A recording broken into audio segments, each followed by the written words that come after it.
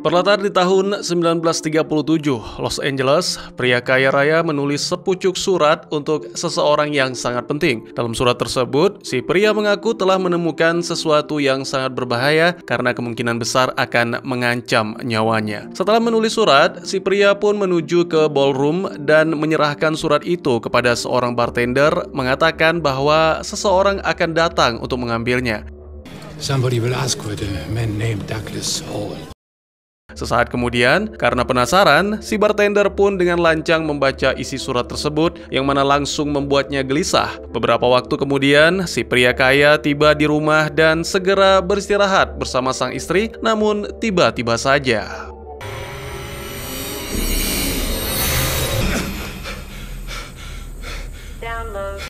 Ya, apa yang sebenarnya terjadi? Selamat datang dan selamat berjumpa kembali bersama saya Teguh Gusto. Bagaimanapun kabar dan dimanapun kalian berada, semoga teman-teman sekeluarga sehat-sehat saja serta selalu berada dalam lindungan Tuhan Yang Maha Kuasa. Seperti biasa, saya akan bercerita yang mana tentu saja tentang sebuah film dan kali ini berjudul The 13th Floor, sebuah film yang rilis pada tahun 1999, disutradarai oleh Joseph Rusnak serta dibintangi oleh para aktor yang tentu kemampuan aktingnya tidak perlu diragukan. Maka dari itu jangan kelamaan, lebih baik kopi disiapkan dan mari cerita kita lanjutkan. Si pria miliarder bernama Hannon terbangun di sebuah lab di tahun 1999. Ternyata, kota tahun 1937 dan semua orang di dalam hanyalah bagian dari sebuah simulator realitas virtual yang dikembangkan oleh perusahaannya. Ia meninggalkan laboratorium dan pergi ke bar favorit, menikmati segelas minuman serta menelan pil, sementara beberapa pria memperhatikannya dengan curiga. Kemudian, Hannon pun menggunakan telepon umum bermaksud untuk meninggalkan pesan kepada seorang bawahan sekaligus murid kepercayaan bernama Douglas. Namun, tiba-tiba saja rencana itu terganggu karena seseorang misterius muncul dan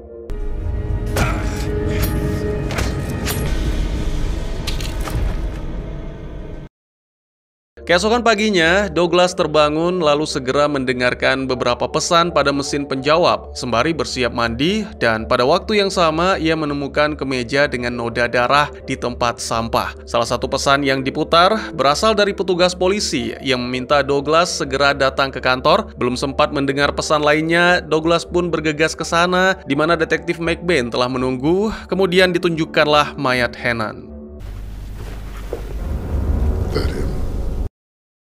Dengan perasaan terpukul, Douglas mengkonfirmasi bahwa benar itu adalah gurunya, sekaligus menjelaskan bahwa diri telah bekerja bersama Hannon selama 6 tahun dan mereka juga memiliki hubungan dekat sebagai teman. Selanjutnya, mereka pun menuju ke kantor Hannon. Sang detektif ingin mengetahui tentang proyek yang dikerjakan perusahaan itu, tetapi Douglas hanya menjelaskan seadanya, yaitu tentang pengembangan perangkat lunak komputer, sedangkan sisanya adalah rahasia. Keduanya terkejut melihat seorang wanita yang berada di ruangan Hannon mengaku sebagai putri Hannon bernama Jane. Can I help you?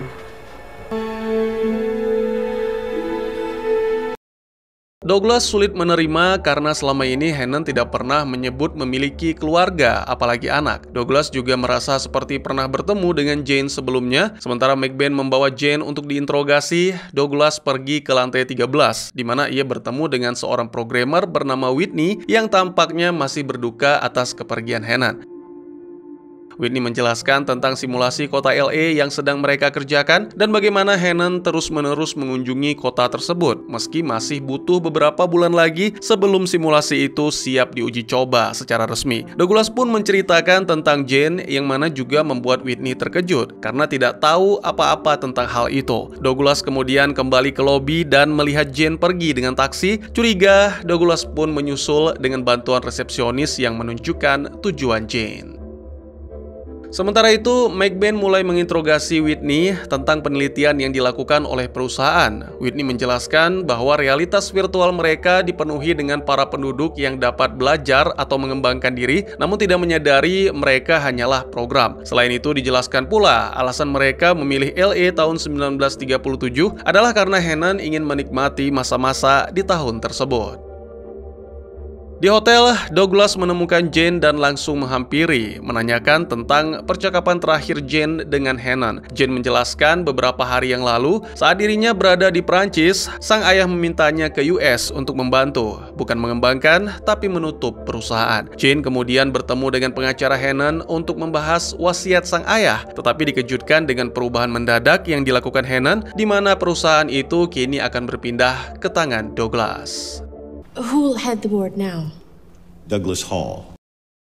Di saat yang sama, McBain menyampaikan kabar yang sama kepada Douglas yang mana juga membuatnya terkejut. Perubahan ini secara tidak langsung membuat status Douglas berubah menjadi tersangka. Douglas menjelaskan bahwa pada hari terjadinya pembunuhan, ia tidak bertemu atau berbicara dengan Hannon. Meskipun McBain mengatakan bahwa kartu panggilan milik Hannon tercatat sempat digunakan untuk menghubungi nomor rumah Douglas tepat sebelum kematian. Saat pulang, Douglas pun mendengarkan sisa pesan yang ada di mesin dan akhirnya menemukan dari Hannon memberitahukan tentang surat yang disembunyikan dalam simulasi. Hannon mengatakan bahwa ia menemukan sesuatu yang berbahaya, namun rekaman itu tiba-tiba terputus saat ia bertanya kepada seseorang yang misterius, "Hei, bagaimana kau bisa menemukanku?" How did you find me? Douglas pun bergegas ke kantor dan setelah mencari informasi tentang Hannon di komputer, ia meminta Whitney untuk menghubungkannya ke dalam simulasi. Awalnya Whitney menolak dan menjelaskan betapa berbahayanya itu, tetapi Douglas meyakinkan dengan mengatakan bahwa semua petunjuk mengarah padanya. Jadi Douglas pun bertanya-tanya apakah dirinya yang menghabisi Hannon lalu melupakan atau mungkinkah dirinya dijebak. Setelah memahami situasinya, Whitney dipaksa untuk memberikan waktu 120 menit atau 2 jam. Meski itu beresiko, Douglas kemudian berbaring di dalam sebuah ruangan, lalu simulasi pun dimulai. 120 minutes engaged.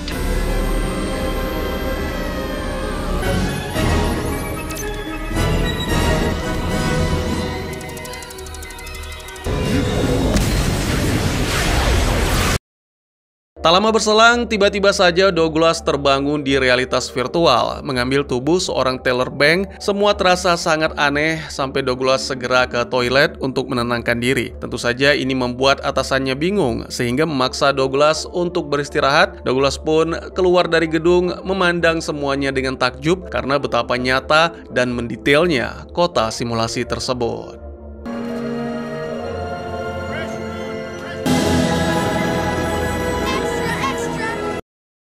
Whitney pernah berkata bahwa saat Hannon terhubung ke realitas ini, dia menempati tubuh seorang pemilik toko barang antik di Pasadena. Pria itu segera menuju ke sana dengan menggunakan taksi, lalu sesampainya di toko, Douglas terkejut melihat pemiliknya, Grayson, memiliki wajah yang sama persis dengan Hannon. Pria itu tidak mengenali Douglas, tapi merasa wajahnya sangat familiar. Tak banyak petunjuk yang didapat, Douglas pun beralih ke hotel, menemui seorang penari bernama Bridget, dan kemudian disarankan untuk menemui bartender bernama Ashton. Lagi-lagi Douglas terkejut karena menemukan wajah yang tak asing. Tanpa komentar panjang lebar, Ashton menjelaskan bahwa Hannon adalah pelanggan tetap yang selalu datang untuk mencari gadis muda, dan itu mengejutkan Douglas. Saat Douglas bertanya tentang surat, Ashton mengaku tidak tahu menahu, lalu tiba-tiba saja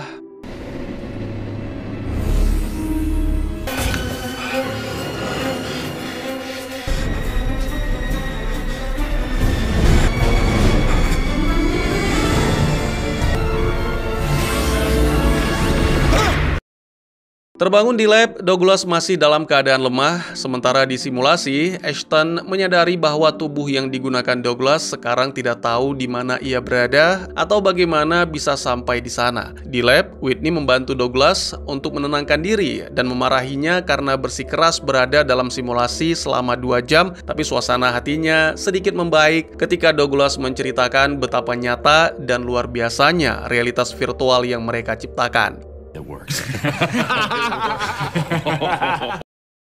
Hannon menggunakan realitas virtual tersebut untuk bersenang-senang dengan para gadis muda, dan itu kembali membuat Whitney kesal. Percakapan mereka terpotong ketika seorang penjaga melaporkan bahwa ada seseorang yang mencari Douglas di lobi. Douglas turun dan bertemu dengan seseorang tersebut, yaitu pria bernama Tom yang mengaku melihat Hannon di bar sebelum peristiwa pembunuhan. Tom juga ingin berbicara secara pribadi, jadi Douglas membawanya ke tempat sepi. Ternyata Tom hanya ingin memeras dengan menuduh Douglas telah dalam tanda kutip menghandle Hannon. Namun Douglas tak tinggal diam.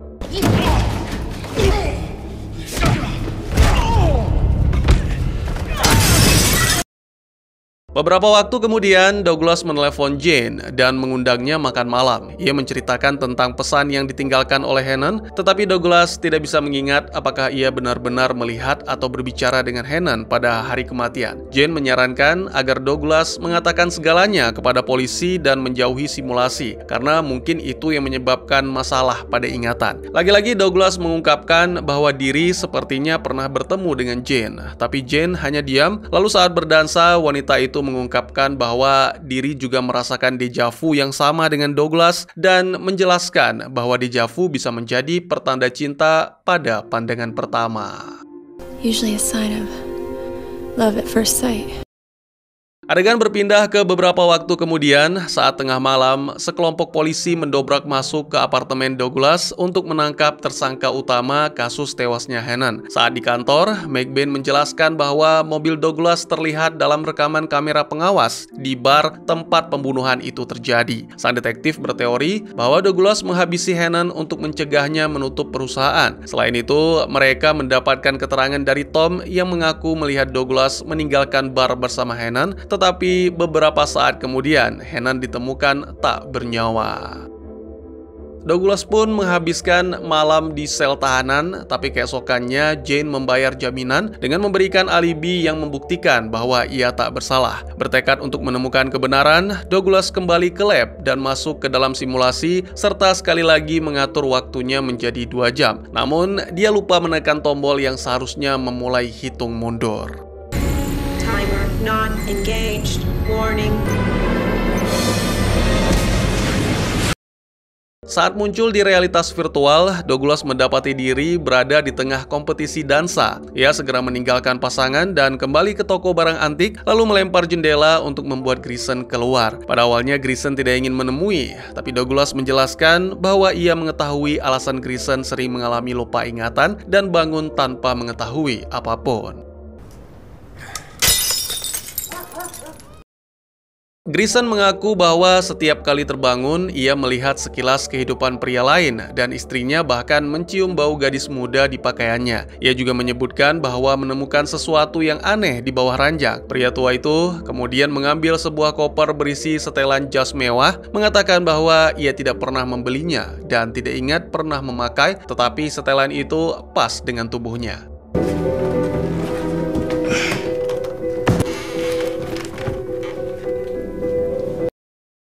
Douglas menyadari bahwa Hannon menyimpan setelan itu di sini untuk dipakai setiap kali masuk ke dalam simulasi. Kemudian Douglas membawa Grayson ke hotel, di mana para staf menyapanya sebagai Hannon. Saat mereka memasuki ballroom, Grayson berkonsentrasi penuh untuk mencari sisa-sisa ingatan Hannon. Melihat gadis-gadis di sana membantunya mengingat bahwa Hannon pernah menyerahkan surat kepada seseorang. Ketika Grayson menunjuk Ashton, sang bartender pun menyadari dan segera menyelinap keluar dari ruangan. Douglas mengikuti pria itu ke ruang ganti. Di sana Ashton tiba-tiba menyerang dengan pistol dan mengaku bahwa telah membaca surat Hannon yang membuatnya menyadari bahwa diri hanyalah makhluk buatan. Ashton mengikuti instruksi dalam surat dan mengemudi ke Tucson, melewati barikade yang mencoba menghentikan. Di Tucson, ia akhirnya melihat ujung dunia yang membuatnya sadar bahwa realitas ini hanyalah sebuah ilusi.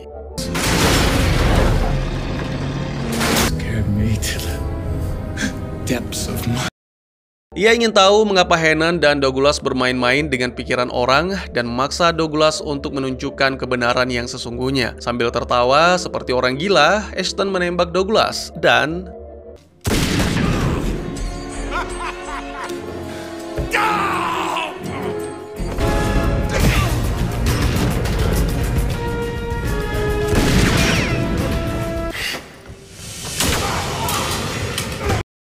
Douglas sempat membalikkan keadaan dengan merebut pistol dan mengarahkan ke mulut Ashton. Namun, sangat disayangkan,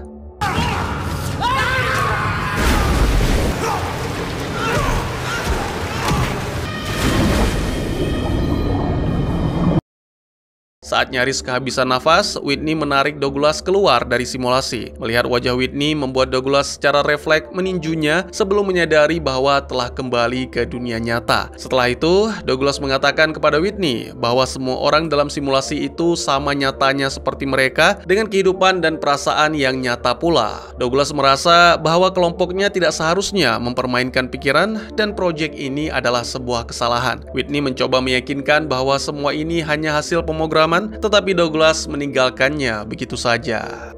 They are as real as you and me. Di hotel, Douglas menemukan McBain sudah menanti untuk memberitahu bahwa Jane telah menghilang. Setelah melakukan banyak penyelidikan, McBain memastikan bahwa Hannon tidak memiliki anak dan dari imigrasi diketahui bahwa tidak ada wanita dengan nama Jane yang naik pesawat dari Perancis ke Amerika dalam beberapa hari terakhir. Semakin khawatir, Douglas menemui supir taksi yang menjemput Jane beberapa hari lalu dan memberikan bayaran untuk ditukar dengan informasi. Ternyata Jane naik taksi menuju sebuah lingkungan terdekat, jadi Douglas pergi ke sana dan bertanya kepada warga setempat hingga menemukan ternyata Jane berasal dari dunia lain dan menggunakan tubuh seorang wanita yang bekerja sebagai kasir di supermarket.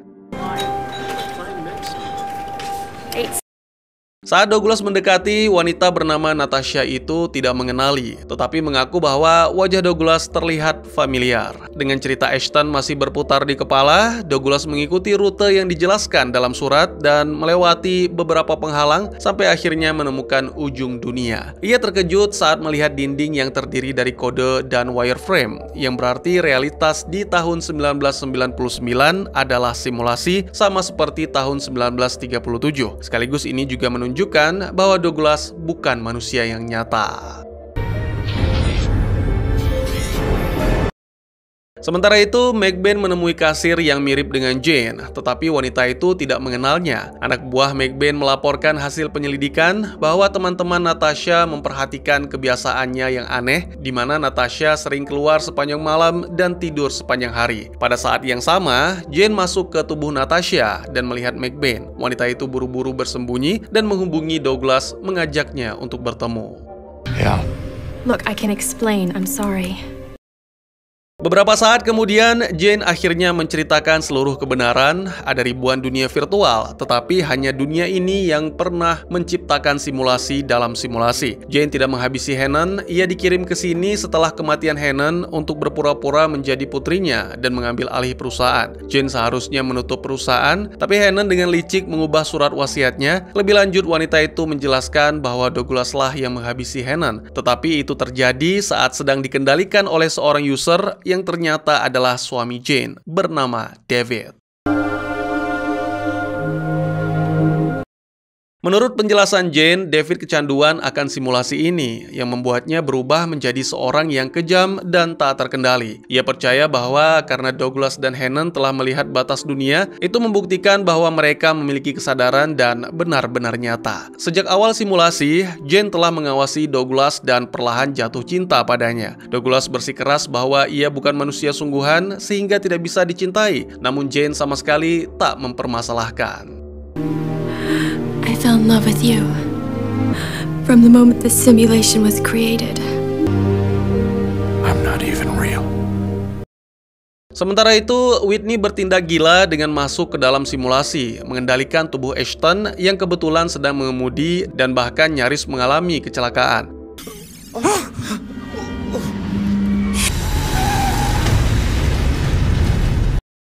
Saat melihat diri di cermin, polisi tiba-tiba menghampiri, meminta agar diperlihatkan surat-surat. Whitney membuka laci dan menemukan sepucuk senjata api yang segera disembunyikan sebelum meraih dompet Ashton. Polisi pun akhirnya membiarkan Whitney pergi, tapi saat hendak meninggalkan lokasi,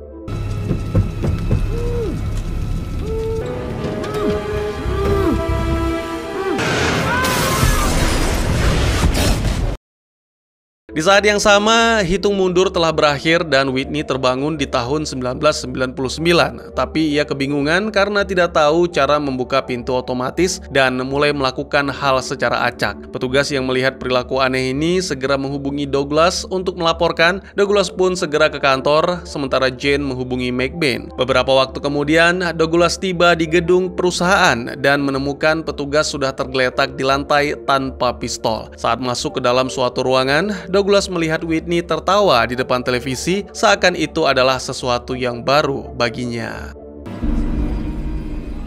Ashton.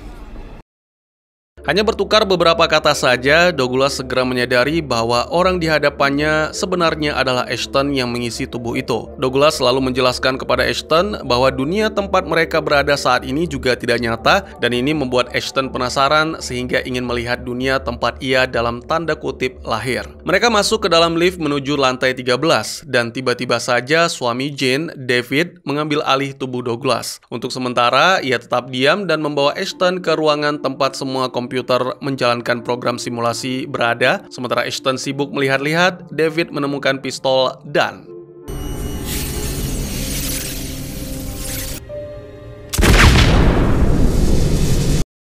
beberapa waktu kemudian, David menemui Jane dan berpura-pura menjadi Douglas. Tapi segera pria itu mengungkapkan identitas aslinya dan mulai menyiksa Jane karena telah berselingkuh.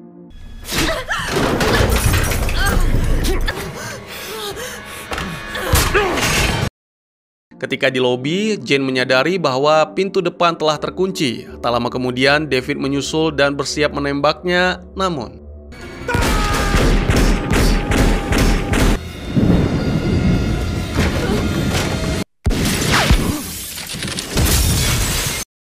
ternyata McBain datang tepat waktu karena sebelumnya Jane telah menghubungi dan segera menembak David sebelum ia bisa melakukan lebih jauh. Jane sebenarnya sudah merencanakan hal ini untuk menahan David dan menjebak kesadarannya di dunia ini. Kini McBain sudah mengetahui kebenaran dan memohon kepada Jane untuk tidak mengirim lebih banyak orang ke realitas ini. Beberapa waktu kemudian, Douglas terbangun dalam tubuh David yang asli dan melihat-lihat dunia barunya, serta menemukan surat kabar yang menunjukkan tahun 2024. Film pun ditutup dengan menampilkan Jane yang juga terbangun, lalu memperlihatkan dunia futuristik tempat ia tinggal kepada Douglas. Selain itu, Jane juga memperkenalkan ayahnya, yang ternyata wajah sang ayah digunakan untuk mendesain Hannah. Ya, kini Douglas tinggal di dunia nyata, tapi apakah dunia itu benar-benar nyata seperti yang dikatakan Jane? Dan tamat. Saya benar-benar takjub dan kagum dengan betapa bagusnya film ini. Film fiksi ilmiah yang bergantung pada teknologi biasanya cepat terasa usang, tapi yang satu ini benar-benar berhasil di semua aspek. Tidak ada ponsel besar jadul atau konsep yang terasa lemah, semua solid, alurnya kuat, wawasannya menarik, dan film ini layak mendapat lebih banyak apresiasi. Secara longgar didasarkan pada novel Simulacrum 3 karya Daniel F. Galouye yang terbit pada tahun 1964. Film ini merupakan remake dari miniseri World of Wire yang rilis pada tahun 1973, mengisahkan dunia VR dan pembunuhan sang pencipta teknologi tersebut. Ceritanya bolak-balik antara era 1990-an dan tahun 1937, dan bagian tahun 37 dieksekusi dengan sangat baik. Intinya ini adalah film misteri kriminal dengan sentuhan dunia VR, dan teknologinya bukan sekedar tempelan, melainkan bagian penting dari plot. Buat yang bingung dengan alurnya tidak perlu khawatir karena saya dengan senang hati akan menjelaskan, tapi dengan sedikit mengutip dari bukunya juga. Oke, mari kita seruput dulu. Pada tahun 2024, Hannon Fuller adalah seorang miliarder yang menciptakan solusi realitas virtual bernama Simulacrum 3. Setidaknya itulah yang disebut dalam versi novelnya. Sebagai pencipta teknologi ini, Hannon juga sering mengunjungi dunia virtual yang diciptakannya, salah satunya berlatar tahun 1990-an. Di dalam dunia ini, para avatar atau untuk mempermudah saya sebut NPC yang merupakan penghuni virtual telah menciptakan teknologi VR mereka sendiri yang mirip dengan Simulacrum 3. Sebut saja Simulacrum 4. Sistem S4 ini berlatar tahun 1937. Saat berada di dalam Simulacrum 3, Hannon sering melakukan lompatan ke tahun 1937, di mana ia menghabiskan waktu dengan NPC gadis-gadis muda yang menarik perhatiannya. David, yang berasal dari tahun 2024, kebetulan adalah menantu Hannon Fuller dan sering masuk ke dalam simulasi S3 untuk bersenang-senang. Satu hal penting yang perlu dipahami dalam hukum dan mekanisme kerja simulacron adalah bahwa para penghuni VR menjalani kehidupan mereka sendiri sampai seorang pengguna dari dunia nyata menyambungkan diri ke mereka. Pada saat itu, pengguna atau user mengambil kendali atas NPC dan karakter tersebut berubah menjadi karakter pemain. NPC yang selalu digunakan David setiap kali melakukan lompatan adalah karakter bernama Douglas Hall. Ini adalah perbedaan penting yang perlu diperhatikan. Saat David masuk ke dalam simulasi sebagai Douglas, ia sering menghabisi berbagai NPC yang ada di dalam dunia virtual tersebut. Salah satu NPC yang ia putuskan untuk dihabisi adalah NPC Hannon Fuller, yang tidak lain adalah representasi digital dari ayah mertuanya sendiri. Pembunuhan ini memicu penyelidikan oleh detektif Larry McBain yang akhirnya mencurigai Douglas Hall, asisten pribadi Hannon Fuller, sebagai tersangka utama. Namun, ada satu masalah besar dalam sistem ini. Ketika sebuah NPC dikendalikan oleh user, mereka tidak memiliki ingatan tentang apa yang dilakukan oleh user tersebut saat mengendalikan mereka. Karena itu, Douglas Hall sama sekali tidak mengingat telah menghabisi Hannon Fuller, meskipun tubuhnya digunakan untuk melakukan kejahatan tersebut. Jane Fuller masuk ke dalam simulacron tree dan memperkenalkan dirinya kepada detektif serta Douglas sebagai putri Hannon. Namun, ia memiliki tujuan yang sangat spesifik, meskipun hal itu tidak begitu jelas di awal kemunculannya dalam film ini. Saya pribadi percaya bahwa dialah dalang sebenarnya di balik semua yang terjadi dalam cerita ini.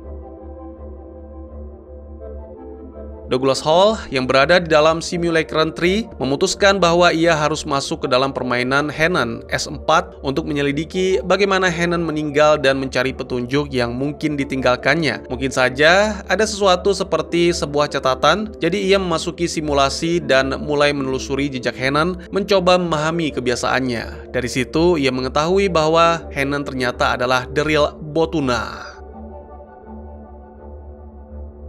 Setelah lompatan pertamanya ke dalam S4 dan setelah berurusan dengan detektif di S3, Douglas kembali masuk ke S4. Kali ini, dia meminta bantuan Grayson, avatar Hannon Fuller, untuk membantunya melihat bahwa ini hanyalah sebuah permainan dan untuk mengetahui apakah Grayson bisa mengingat apa yang telah dilakukan Hannon saat berada di sana. Akhirnya, ia menemukan bahwa sebuah catatan telah diberikan kepada Jerry Ashton, sang bartender. Namun, Douglas dan Ashton bertengkar memperebutkannya dan Jason Whitney, pengguna Jerry Ashton di S3, menariknya keluar dari simulacron sebelum tenggelam. Loh, part 6-nya mana bang? Sabar, dengar dan perhatikan dengan seksama. Whitney akhirnya memutuskan masuk ke S4 untuk merasakan sendiri bagaimana rasanya. Ketika masuk, ia berada di balik kemudi sebuah mobil dan nyaris mengalami kecelakaan. Seorang polisi kemudian menghentikan Whitney dan menemukan avatar Douglas Hall, John Ferguson, terikat di dalam bagasi. Part ke-6 dan ke-8 mungkin merupakan lompatan yang terpisah, tetapi tidak ada indikasi berapa lama seseorang dari dunia nyata bisa tetap berada di dalam S3. Mungkin mereka bisa tinggal di sana tanpa batas waktu. Jadi Jane melompat dari tahun 2024 ke dalam S3 untuk terhubung dengan Douglas Hall. Dalam lompatan ke-6, Jane menari dengan Douglas. Dalam lompatan ke-8, mereka bermalam bersama. Di lompatan ke-8 ini juga Douglas mengetahui bahwa suami Jane lah yang telah membunuh orang-orang dengan menggunakan NPC-nya. Itulah sebabnya ia tidak bisa mengingat apapun, sementara semua bukti justru mengarah kepadanya.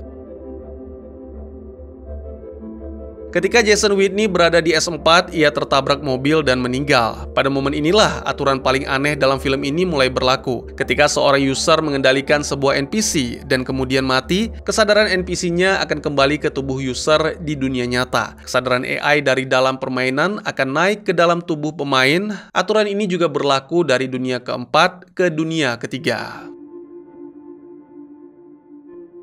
Mari kembali ke lompatan ke-6 dan ke-8. Ingat bahwa Jane memainkan permainan ini di level yang jauh lebih tinggi, sementara yang lain seperti Hannon, David, dan Douglas bahkan tidak bisa mengikuti langkahnya. Kenapa? Karena jauh sebelum alur cerita dalam film ini dimulai, Jane sudah memutuskan bahwa ia tidak ingin lagi berurusan dengan suaminya yang kejam, suami yang berkeliaran di dalam simulacron tree dan dengan sembrono membunuh karakter-karakter lain dengan kebencian yang luar biasa. Tapi Jane mengetahui sesuatu yang yang bahkan Hannon sendiri tidak tahu. Wanita itu menyadari bahwa jika ia bisa menunggu David masuk ke dalam permainan dan menghabisinya, maka kesadaran David akan hilang selamanya. Lebih dari itu, ia juga tahu bahwa avatar David, Douglas, sebenarnya adalah representasi yang lebih lembut dan baik dari diri David. Jadi ia memutuskan untuk menunggu David masuk dan alih-alih menghabisinya sendiri, ia memancing detektif McBain mengeksekusi. Kenapa? Karena detektif McBain percaya bahwa Douglas adalah pembunuh Hannon dan beberapa orang lainnya, serta mengira bahwa Douglas juga akan menghabisi Jane. Setelah detektif McBain menghabisi David, kesadaran Douglas Hall naik ke tubuh David, persis seperti yang telah direncanakan Jane sejak awal. Douglas kemudian melihat dunia tahun 2024 melalui pintu belakang rumah pantai milik Jane. Adegan ini menampilkan latar belakang kota dengan gedung pencakar langit. Ada beberapa aturan utama yang berlaku sepanjang film. Mungkin beberapa sudah terasa jelas, tetapi aturan ini merupakan hukum dasar dalam film dan permainan yang ada di dalamnya. Aturan 1, Simulacrum Tree dipenuhi dengan avatar yang memiliki pemikiran dan kehendak sendiri. Mereka mampu berpikir secara mandiri dan bertindak sesuai keinginan mereka sendiri, bahkan mungkin mampu belajar secara otomatis. Lalu aturan kedua, ketika seorang user masuk ke dalam permainan, mereka mengambil alih avatar yang memiliki kesadaran sendiri dan memainkan peran sebagai karakter tersebut. Namun, nama avatarnya berubah. Misalnya John Ferguson di S4 berubah menjadi Douglas Hall ketika Hall masuk ke S4. Begitu juga ketika Douglas Hall menjadi David saat David masuk ke S3. Aturan ketiga, teknologi yang memungkinkan perpindahan dari Simulacrum 3 ke Simulacrum 4 hanya dapat digunakan maksimal selama 2 jam. Setelah melewati batas waktu tersebut, sistem menjadi tidak stabil. Aturan 4, jika seorang user mati di dalam permainan, mereka juga akan mati di dunia nyata. Aturan kelima, ketika seorang user mati, kesadaran NPC akan menggantikan mereka di dunia tingkat atas, baik dari S4 ke S3 maupun dari S3 ke dunia nyata. Mari kita renungkan sejenak kecerdikan wanita paling cantik di film ini, Jane. Dia tampak seperti korban dalam film ini, tetapi jika diperhatikan, ialah satu-satunya pembunuh sebenarnya. David tidak menghabisi siapapun di dunia nyata, hanya dalam simulasi. Tapi Jane menggunakan celah sistem untuk menghapus kesadarannya selamanya. Melalui naskah yang cerdik, film ini membuat penonton bersimpati padanya. Padahal secara moral, dialah penguasa kejam dalam permainan ini. Pertanyaan yang lebih besar adalah, siapa kita sebenarnya saat kita memiliki kekuasaan tanpa batas, tanpa aturan sosial atau konsekuensi? Apakah kita tetap berpegang pada moralitas atau berubah menjadi sesuatu yang lebih gelap? Film ini menantang kita untuk berpikir seberapa lama seseorang bisa tetap bermoral ketika diberi anonimitas dan kendali penuh atas dunia di sekitarnya. Bagaimana menurut kalian? Mungkin segitu saja teman-teman, terima kasih buat yang sudah menyaksikan. Silahkan memberikan komentar, bertanya, ataupun merequest kira-kira film apa yang menarik untuk dibahas. Bisa lewat kolom komentar, atau buat yang malu-malu bisa via DM ke Instagram saya di @tegugusto. Insya Allah pasti akan dibaca. Mari kita jadikan kolom komentar sebagai sarana penambah wawasan dan menciptakan jalinan persaudaraan, bukan malah menjadikannya sebagai tempat pembulian sehingga menciptakan permusuhan. Jangan lupa untuk dukung terus channel ini dengan cara share, like, dan subscribe, karena dukungan dari kalian sangat berharga bagi saya demi perkembangan channel ini. Saya Gusto, sampai jumpa di video selanjutnya. Tetap semangat, tetap bersyukur setiap hari. Dadah!